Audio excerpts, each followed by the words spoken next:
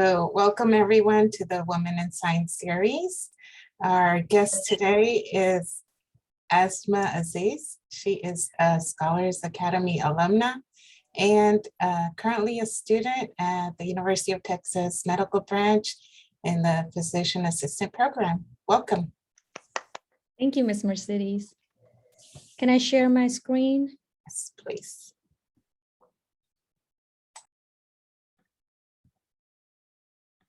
Can you all see it? Okay. All right. So I talk fast. So if I'm going too fast, please stop me and let me know to slow down. All right. So my name is Asma. I graduated from University of Houston downtown in 2016. So it's been a long time.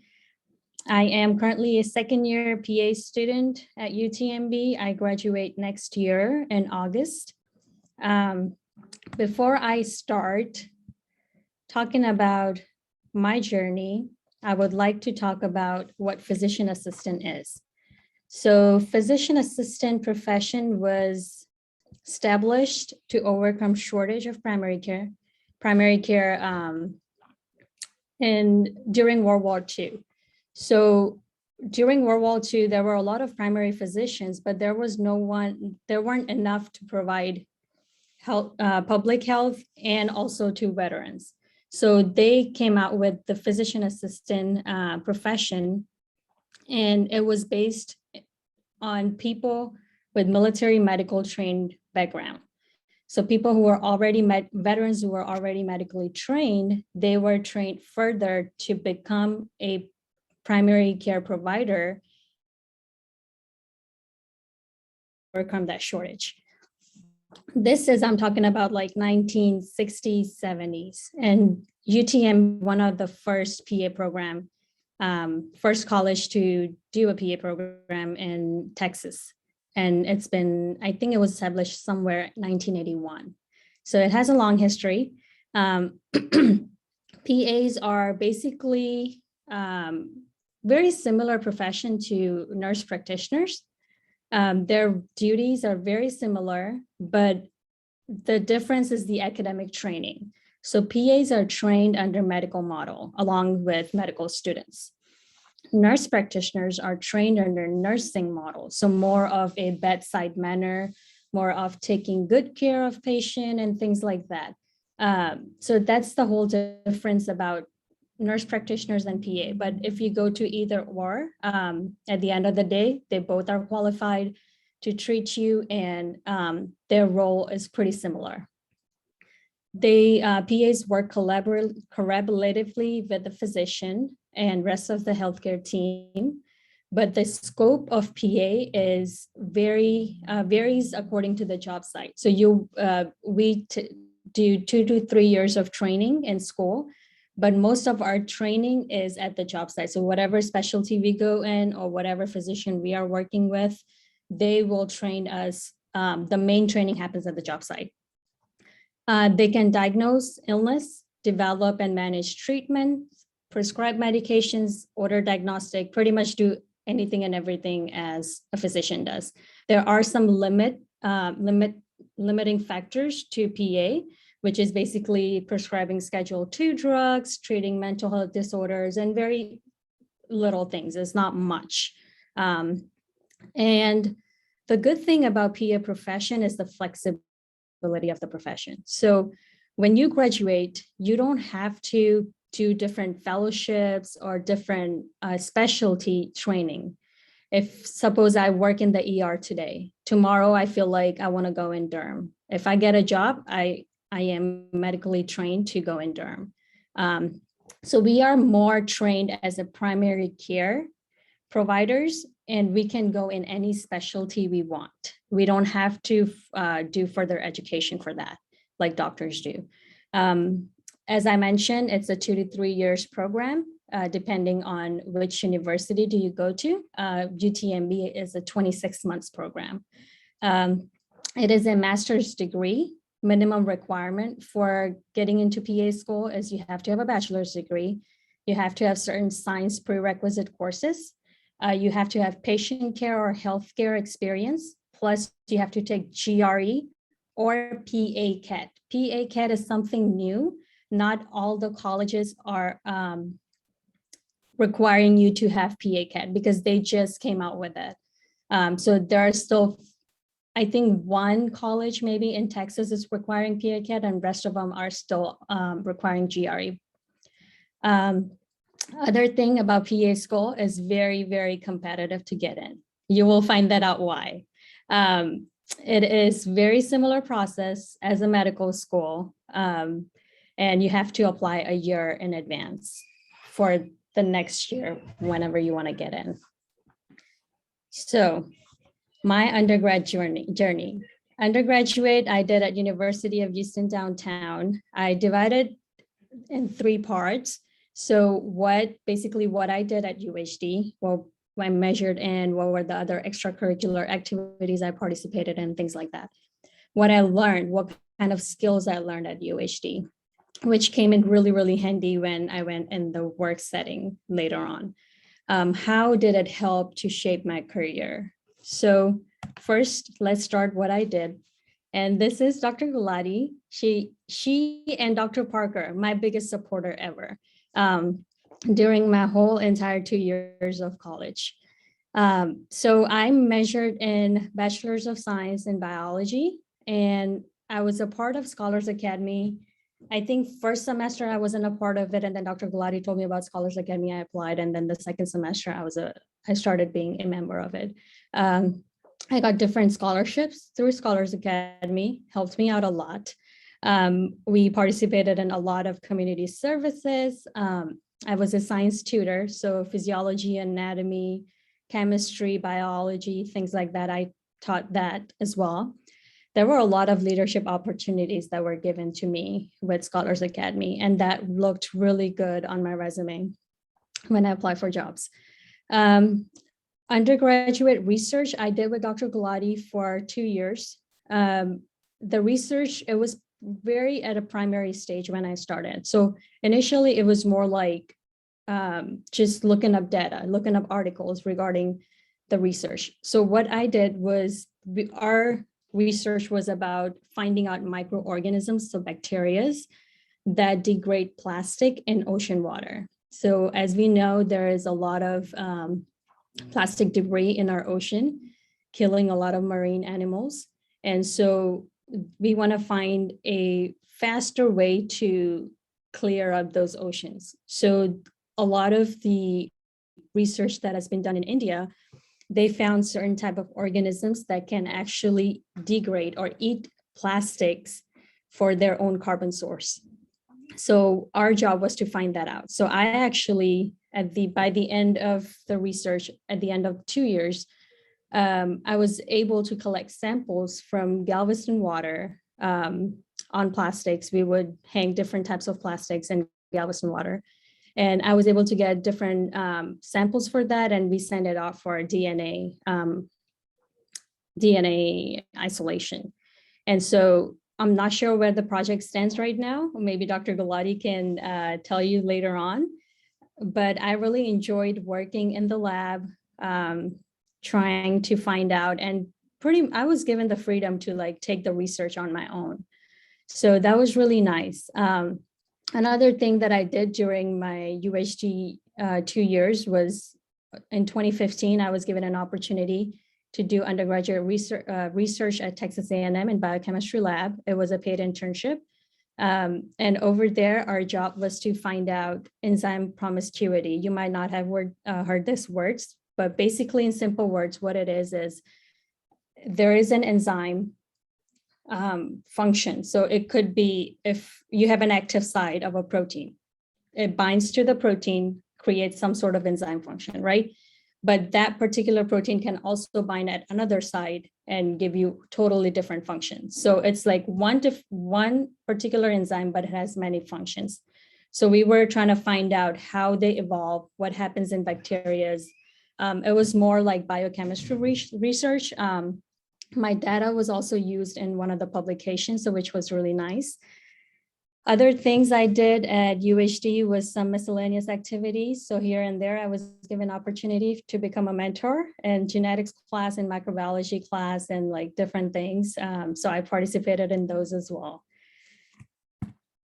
So what I learned, there were a lot of, this is not the only list, but there is a lot other things that I learned from UHD, but mainly leadership skills. When I went into UHD, I was a shy person. I think Dr. Gulati and Dr. Parker have seen this difference in me going through UHD, but I was not a public speaker. I was like a total nervous wreck. And so I got to work on that a lot in leadership skills and public speaking. Through the research, I was able to analyze certain things. I was challenged to critically think and connect dots. I was able to solve problems that I didn't think I would ever be able to. Other thing that I really like about UHD is the community service they emphasize on. I'm still a part of different mentorship programs, and I'm trying to give back to the community, as Dr. Parker would say. And so I think the importance of community service was something close to my heart, and I think I'll keep that in mind later on too. So how UHD helped shape my career. I got to see different side of science from research, which I never thought that I would actually enjoy. Lab work, I love talking to people. I'm all about patient care and like all of that, but I also like bench work. So I never thought I would like it. I got to see that while I did my academic research. Other thing was PA profession. I never knew what is this profession because I came from a country where PAs don't exist. We don't have a profession like that. So when Dr. Gulati told me that there is something called PA and you should apply for it, and I'm like, okay, I'm gonna look up into it. And I think it was one of the career fair or it was some of the series, I think arranged by Scholars Academy, actually. A PA came and talked to us. And that's when I fell in love with the profession. And I'm like, okay, you know what? This is what I'm going to aim for. This is going to be my goal. So I learned about PA profession during my undergrad. I created a network of professionals through Scholars Academy, through many other opportunities like career fairs and things like that. I used academic and career counseling at UHD for my resumes and CV and job finding opportunities. So those were really good services provided to students.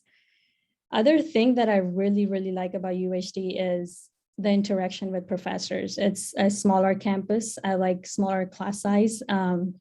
The open door policies of all the professor. I bugged Dr. Gulati so many times, and I know she may hate me for that, but I have knocked her door so many times. And so I think the good thing about that, and I still keep in touch with her. So it's like you create that relationship with professor that you're not able to create that if you are on a big campus.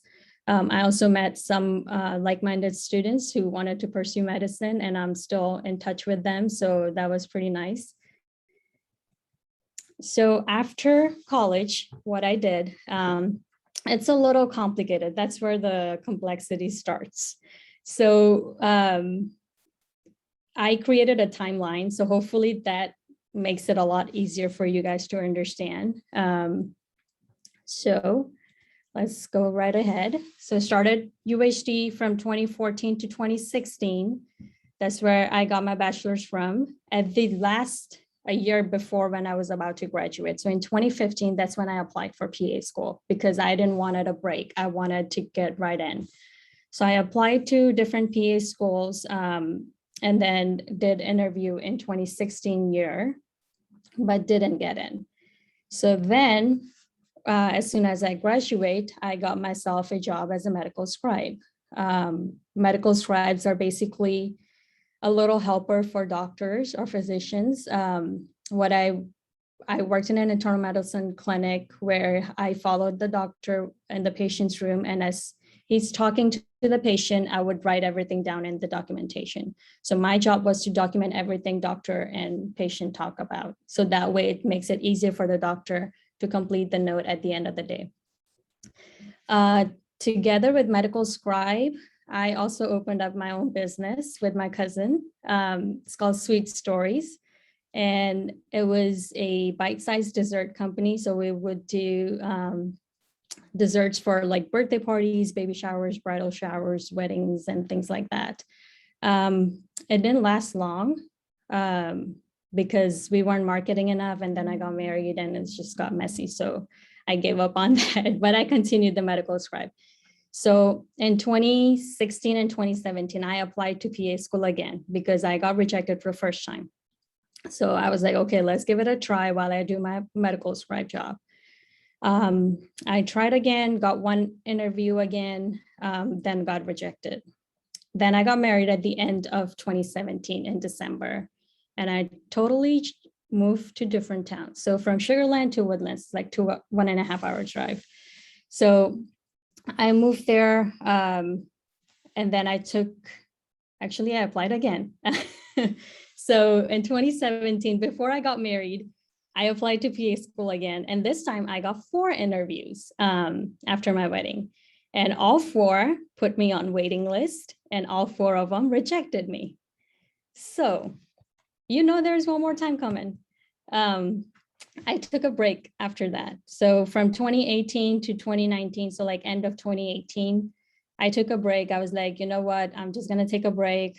I'm newly married, focused on my family, and focused on my marriage. And I was going crazy. So I'm like, I need something. I cannot stay home. So then I applied for work and I got a job at MD Anderson Cancer Center as a clinical data coordinator. So what does a clinical data coordinator do? We basically look at all the medical notes for patients that are on clinical research protocols. And we monitor their side effects when they start taking medication. We monitor their disease status and everything that has, basically everything about their health. We monitor that and we enter that data into a pharmaceutical company website. So I was giving different protocols. I worked in leukemia department. So a lot of the blood cancer research that I participated in. Over there, I found out about pre-PA mentorship program. So it's a mentorship program that is provided by MD Anderson Cancer Center. It's for all the employees, doesn't matter part-time or full-time. It's free of cost, it's competitive to get in. So as soon as I found that out, this is a good story. So in January, I started the job at MD Anderson, January 2019. February, I still remember February 12th, my supervisor told me that, there is a pre-PA mentorship program, right? And I'm like, no, I didn't know about this. And she's like, yeah, find that out. They're on 12 full. So I was like, okay. So I ran upstairs. Luckily, that was my lunchtime. So I ran upstairs and I told them the whole spiel about my life. I'm like, okay, I need help. I need to get into PA school. And the associate director for the Office of PA Education, I talked to her and she was like, okay, so we just closed the deadline for the mentorship program for yesterday, for this year. And so I'm like, dang it, now what do I do? I'm like, I'll take whatever help you have to give me. And she's like, you know what? I'm going to talk to the directors. You have your personal statement ready. I was like, I have the full entire application ready because I've applied so many times. And she's like, okay, just fill out this application, give me your personal statement, and I will see what I can do. And she was such a sweet lady. She said, if nothing works out, I will prepare you personally. I will take out time and prepare for you. So I was like, okay, that's good. That's some sort of relief.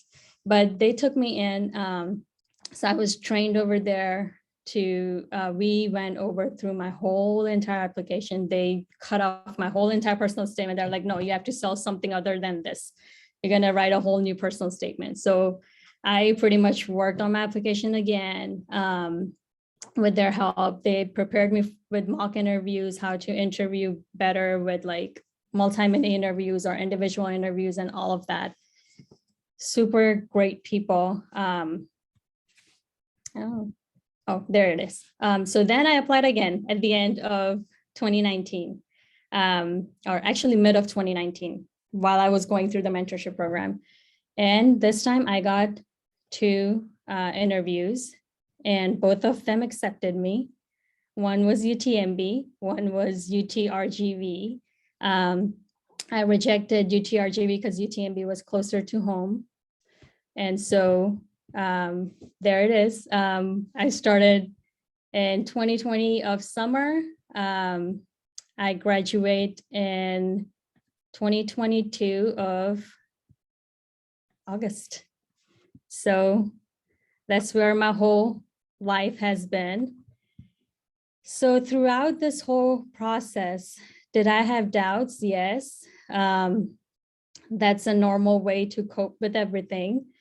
I was disappointed. Why didn't I get an admission in PA school? I was a really good student during my undergrad. I had a great GPA. I had so many experiences, so many volunteering things I did. I don't know what took part, or maybe it was just luck. Maybe it was meant to be for me to go to PA school and during pandemic. I don't know, maybe. Was age a factor? Yes, I kept thinking about my age, that I'm getting older day by day and still not getting into PA school.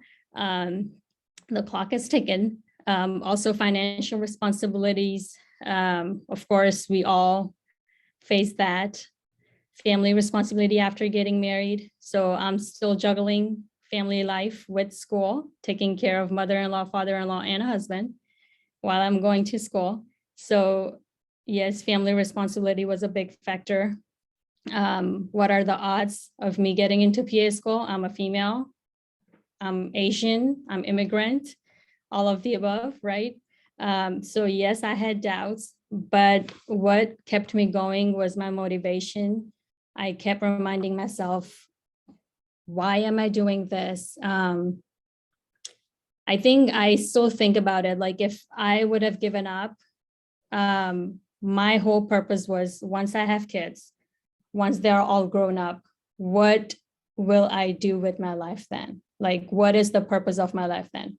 Will I just sit home and be a housewife? Yeah, there's nothing wrong with that. But is that my mentality? Is that why I worked that hard in school? Not really. I worked hard to get somewhere, right? So I kept reminding myself why I'm doing this. My goal was to become a PA. I'm in PA school. Purpose was to use my passion for medicine, help people. And there is no such feeling better than helping others.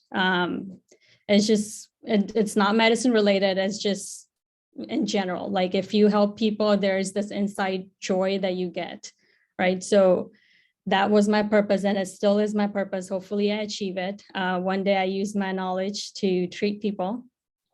First in the family to become a provider. No one in my family is a provider. So of course I had that pressure on myself, that I'm the first one. I kept self-reflecting on my hard work all through the time, that why did I do all of this, is to achieve something, right? So that's what kept me going. One thing that is one of the quote that I used in my personal statement is dear to my heart was this one. It says, a little more persistence, a little more effort, and what seemed hopeless failure may turn into glorious success. So with that, I would like to challenge you. What is your why? And why are you doing this? What are you aiming towards? So keep thinking about that. Hopefully I'm able to even inspire one person. I did my job. So with that, if you have any questions, I open the floor to everybody. Oh, yes, they're going to have questions. Beautiful story. Really, really beautiful. And not so out of the norm is what people don't understand. rare is that you get in the first time anywhere. So very Yeah. exciting. Okay, young people, do you have questions? I have a question. Okay. How did you deal just with the discouragement of not when you didn't when you would get rejected from the schools? How would you deal with that discouragement, or what would motivate you just to keep on trying? I just kept reminding myself. So there is a background story of that I didn't share before the undergrad. I came into this country for better education in 2010 from Pakistan, and I wanted to get education and do good, because I was the first one in my family to go beyond bachelor's. So I think just looking at myself throughout the whole journey, what I worked that hard for, taking classes in community college, paying for tuition out of your own pocket, working hard towards getting good grades. So I just kept reminding myself every time I was discouraged that I didn't get in. And I looked up to other people who got in, who didn't get in the first time. So I know a couple of people who were from my undergrad, and they tried different times to get into other schools, not PA school, but other schools, and they didn't get in the first time. So I looked up to them, and they were in the school after a couple of tries. So that just kept me going, looking up to those people. I didn't focus on the people who got in the first time. So I'm like, no, I'm not going to compare myself to them. So yeah, I mean, you have to have enough motivation in you. You have to know, what do you want? Because I tried going into different field, like being clinical data coordinator. That was a really good job. I could have just kept doing that and grew within MD Anderson, but something in the back of my mind was like, no, I think I'll be good as a PA. I really want to do that. So I just kept applying for it. I hope I answered your question. Yes, thank you. I have a question real quick. Sure. So do you think your job at MD Anderson gave you that health experience that was necessary for entry into the PA school? I did not know that about the entry requirements. But Yeah, your so it thoughts. definitely helped me, because when I was applying before, I only had medical scribe experience. So that was patient care experience, right? I didn't have enough healthcare experience. So that definitely helped. But also what helped was all of the mentors that were working on my application during that mentorship program, they were giving me feedbacks directly on my personal statement. Right. So that's excellent. That really, really helped me. And especially with interviewing skills too, because when I was doing mock interview with them, they would go over the things that I would say incorrectly, and they would be like, okay, work on this, work on that. You don't want to say it like this. You want to say it like that. So that was a lot of training that went behind that helped me. Great, thank you. Okay, anyone else? I have a question, Asma. Mhm. So this program that you got into for helping you get into PA school, is that only open to people who work at MD Anderson, or is it for anybody? Yes. Does it cost Yes. money? It's only open to MD Anderson employees. So even if you are a part-time employee, you can still apply for it. Oh, wow. We need to tell our students that are working there as technicians. Yes, Well, yes. It doesn't have to be in clinical setting. Anything you are doing at MD Anderson, you can get help from them. Are there other such programs that you know of? So one of the other one that I'm part of is a Smiley mentorship program. So it's from my religious community. That's nationwide. So if there are Smileys like me, they can apply, and that is called Smiley Professional Mentorship Program. But there's no other universities or medical centers around here that you know of, like Not that or- I can think of, but I can look it up and see if I find something. I'll Right. email you guys. Well, we do have in the digest a new recent post-bac mentorship program. I want to say it's, Baylor College of Medicine has always had the SMART prep program, but they have something new. I don't have it in the top of my head, but if you look at the more recent essay digest, then it'll be in there. Okay, and here's the name. What was the second program, MD? Nicole, can you verbalize that? Which I one? don't The one from my religious community? Oh, Yes, that one. Okay. I have actually one of my friends is a Smiley, and she was interested in PA Okay. school as well. So I wanted to maybe. Here, I'll just type it in the chat if it allows Oh, me. good. That'll be great. Thank you. No problem. Well, any other questions, anyone? Why don't you unshare, Asma, and then we can see everybody.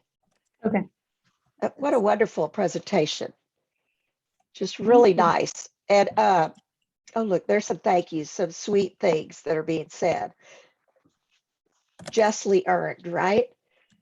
Anybody else? Jose, do you have a question? Joel? I think there is another question, right? Okay, where is it? Something about, while your goal is physician assistant, did you have any others? For example, you did research. Did you have a goal to clean the earth? I didn't have a goal to clean the earth, but at least participate in it, right? We all use plastic so much, and the way it's been discarded, it's not really helping the ocean. And so when Dr. Gulati told me about this project, and I'm like, this is something very interesting. So I took part in it. And since then, I've been like this constant, I try to recycle all of my plastics. It's just so scary to see how much effect it has caused on the marine life. Yeah. Yeah. Here's Well, a really good question, I think. Sorry, Mary Jo. You go ahead, please. What were the major differences in your application before and after the mentorship program? So the major differences was, so I think the first personal statement, it was the major thing was personal statement. So the first one that I wrote that I applied for 3 cycles was more based on my patient care experience during as a medical scribe. And more about like my qualities and things like that. I didn't really talk about like my life in general. I talked more about like how I will be a good candidate for a PA school. For the second one, they told me, why don't you write about how you came here for a better education and just like write your whole life story, like how you have struggled. And I'm like, never thought of that, but okay, sure, I can write about that. So I wrote about that. And at the end of the personal statement, I wrote that quote. And I wrote that I am a reapplicant and I'm gonna keep replying until I get in. So I guess someone thought that that was, I guess, hard work enough for me to keep applying. So they accepted me. But also other thing in my last application that was different was total patient care and healthcare hours. I had almost 2,000 plus patient care hours and 2,500 plus healthcare hours. So that's very normal when a lot of the PA schools require 500 plus, but most of the students that apply in this school are about 2,000 plus hours. Wow. So a lot of people take break after they graduate, they work a year or two, they gather all that experience and then they apply. But a lot of time, I mean, you have to go on the website of different programs, wherever you are interested in applying, to see what their requirements are. Baylor, I know is very strict. They have a minimum requirement. Other Texas schools, they don't have any minimum requirement. So you may not have enough hours, that's okay. But if your application is strong enough, if your personal statement is strong enough, then they will invite you for interview. And luck has to do a lot with it too. Okay, somebody asked, when you finally got an interview, what tips do you have for students interviewing for medical dental schools from backgrounds like yours? So for interviewing, one thing that they told me was to keep an answer organized. So they told me as soon as they ask you a question, take a pause for a few seconds. Try to collect your thoughts, organize it, what you're gonna say. It may take you 15 to 30 seconds, but in that 15 to 30 seconds, you're gonna know what things you have to tell them rather than just rambling about stuff. So that was really good for me because I have a habit of like answering right away. And so they worked on that with me. They said, okay, pause, think what you're gonna say. Okay, now say it. And that's what I tell students a lot. Other thing they made me comfortable with is talking about myself.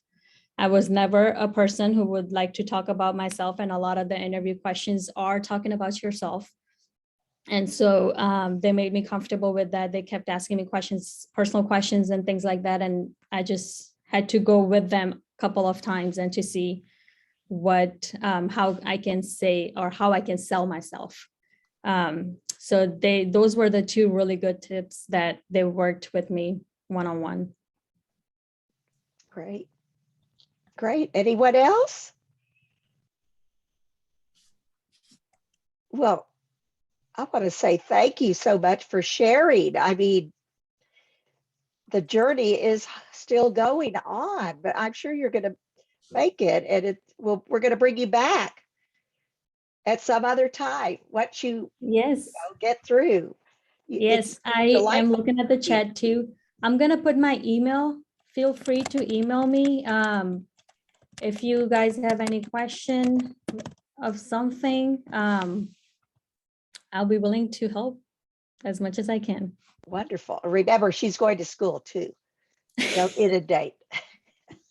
Well, we're going to take the Zoom video, we'll have it edited, and we'll put it up on our YouTube, and we'll send you the link. And then if there's something you don't like, you can tell us and we'll fix it. But give us a few weeks is what I would say. Well, Dr. Galati, any closing for you? Well, I'm just really, really proud. And I think I'm gonna cry, so I'm gonna. Oh, well, no, don't do that. Then I'll cry and I'll get more congested than I am already. Well, thank you. So let's everybody show your faces and let's give a big round of applause. All right. And who knows where they are? They're in, oh, there, the digital, there. They do listen. Excellent. Nice to see your faces, guys. It really is nice. Really is nice. Well, thank you so much, Asma. Thank you, guys. You're welcome to come back anytime. We're renewing our SA alumni letter, and so we'll be sending it hopefully in the next 2 weeks. Okay. Sounds good. All right. Thank you so much. Thank you, guys. Feel free to reach out. Okay. She's awesome. Ask her whatever you want. She'll answer. She is awesome. Thank you, Good to Dr. see you. Parker. Well, thank you Dr. for coming It's and so good to presenting. see you guys. It's good. Well, I'll tell you, it's good to see people because this pandemic has us still Yep. kind of, you see some, not everybody. Yes. But I Well, think thank that'll you. change next semester. Hopefully. Yeah. Hopefully it does.